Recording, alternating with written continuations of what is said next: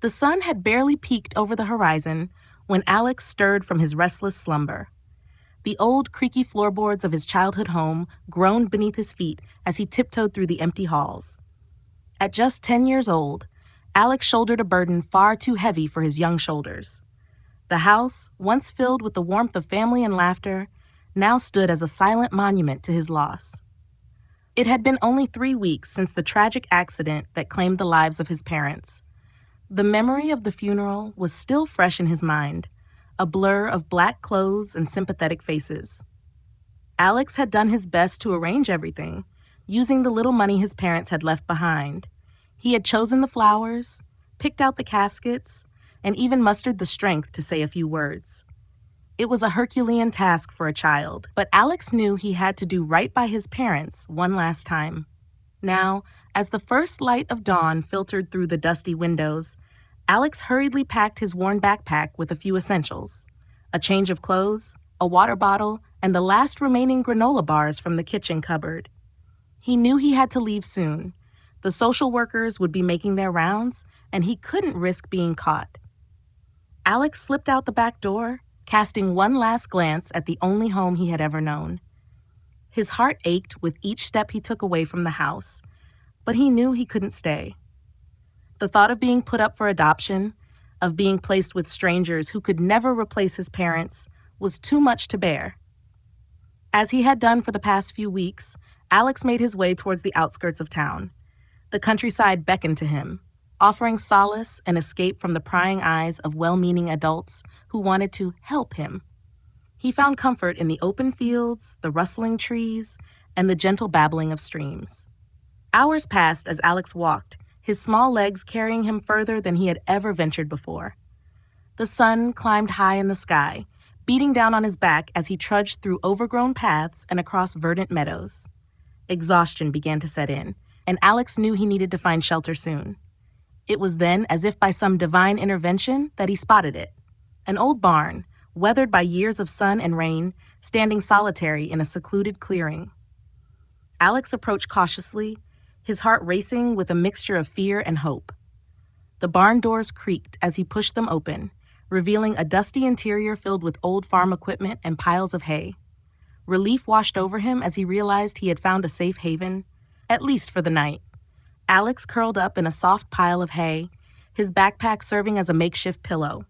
As the last rays of sunlight faded, he drifted off into a deep, dreamless sleep, unaware that his life was about to change forever. Meanwhile, in the modest farmhouse just a stone's throw from the barn, George and Martha Campbell were settling in for the evening. The elderly couple had lived on this farm for decades, working the land and caring for their animals. They had always dreamed of filling their home with the laughter of children, but fate had other plans. Now in their twilight years, they had long since accepted that they would never know the joy of parenthood. As was his custom, George decided to do one last check on the animals before turning in for the night. Lantern in hand, he made his way to the barn, humming softly to himself. As he pushed open the door, the beam of his lantern fell upon a small, huddled figure nestled in the hay. George's heart skipped a beat. A child, no more than 10 or 11, was fast asleep in his barn. The boy's clothes were dirty and worn, and his face was smudged with dirt and tear stains. George's first instinct was to wake the child and ask what he was doing there, but something stopped him. There was a vulnerability in the boy's sleeping form that tugged at George's heartstrings. Quietly, he backed out of the barn and hurried back to the house. "Martha," he called out as he entered, his voice a mix of excitement and concern. "Martha, you won't believe what I found in the barn." Martha looked up from her knitting, her brow furrowed with worry. "What is it, George? Is something wrong with the animals?" George shook his head, a small smile playing on his lips. "No, dear. It's a boy, a young boy sleeping in the hay." Martha's eyes widened in surprise. "A boy? Out here? Oh, the poor thing must be lost or running from something." The couple spent the next hour in hushed discussion, debating what to do. They couldn't simply leave the child out there alone, but they also didn't want to frighten him. Finally, they came to a decision. "I'll prepare some breakfast," Martha said, her motherly instincts kicking in. "We'll wait for him to wake up on his own, and then we'll see if we can help him." George nodded in agreement, his heart swelling with love for his compassionate wife. As dawn broke, Martha stood outside the barn, a tray of warm food in her hands. The smell of freshly baked bread and hot cocoa wafted through the air. Inside the barn, Alex began to stir. The events of the previous day came rushing back to him, and for a moment, panic set in. But then he caught the scent of something delicious, something that reminded him of home. Cautiously, he peeked out of the barn door, his eyes widening at the sight of the kind-faced woman standing there with a tray of food. Martha's heart melted at the sight of the frightened boy. With a gentle smile, she said, "You don't have to say anything, just eat breakfast, then you can go if you want."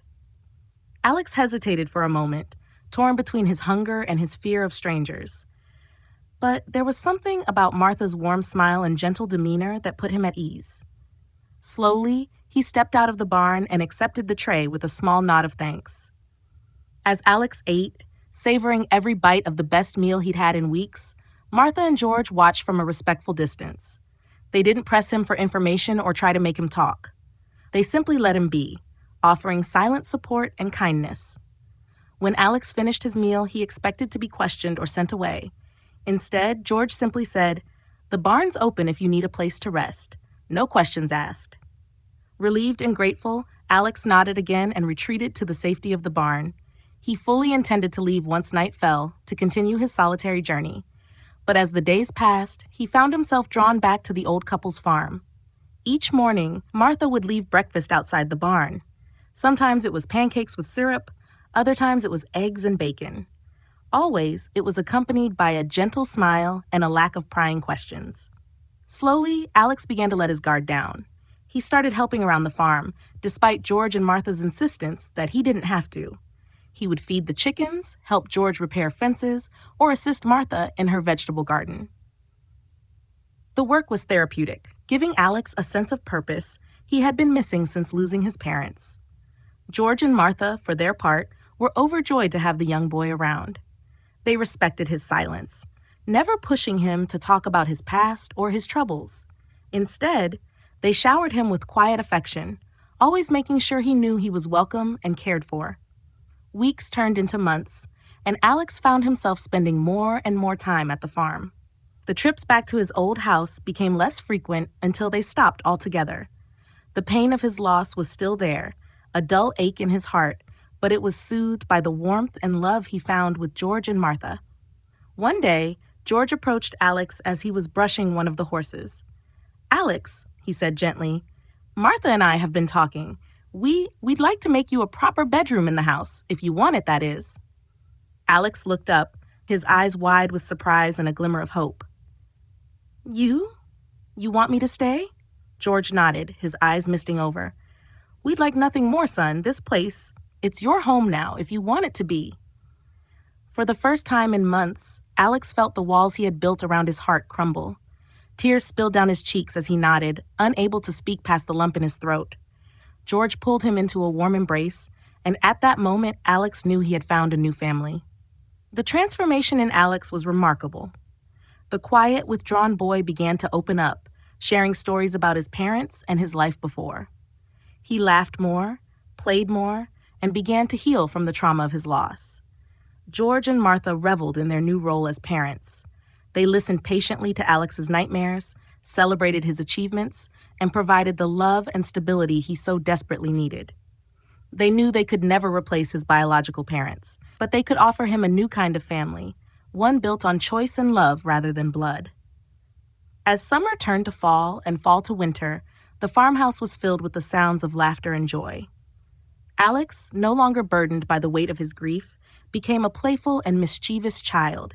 He would tease Martha as she knitted, hiding her yarn or pretending to tangle it, always rewarded with her tinkling laughter. He would challenge George to races across the fields, his young legs often outpacing the older man, but George never minded losing if it meant seeing Alex's triumphant grin.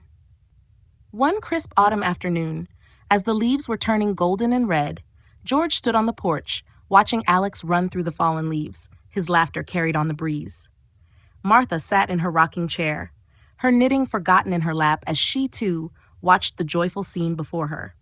George turned to his wife, his eyes shining with unshed tears of happiness. "Martha," he said, his voice thick with emotion, "we finally became lucky. God gave us a child." Martha nodded, her own eyes brimming with tears as she watched Alex play.